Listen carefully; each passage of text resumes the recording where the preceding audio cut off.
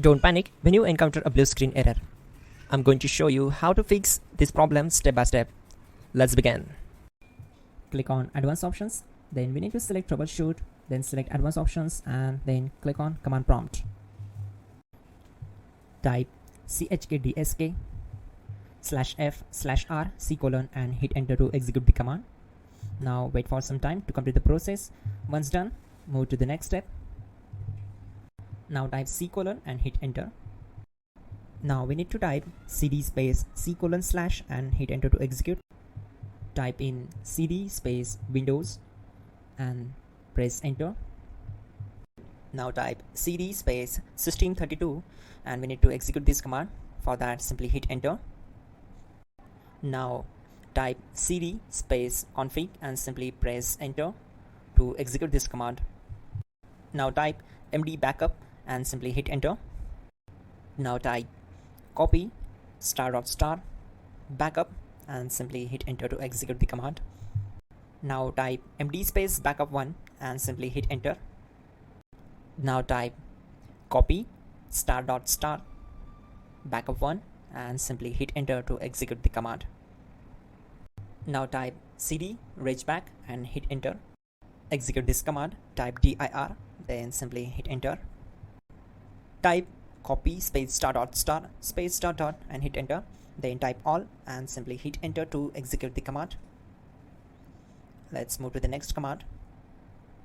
Now type bootrec space /fixmbr and simply hit enter. Now execute this command. Type in bootrec /fixboot and hit enter. Now type in cd space c:/ and simply hit enter to execute the command. Let's execute this command. Type cd space Windows /system32 /config /regback. Then simply we need to hit enter to execute this command.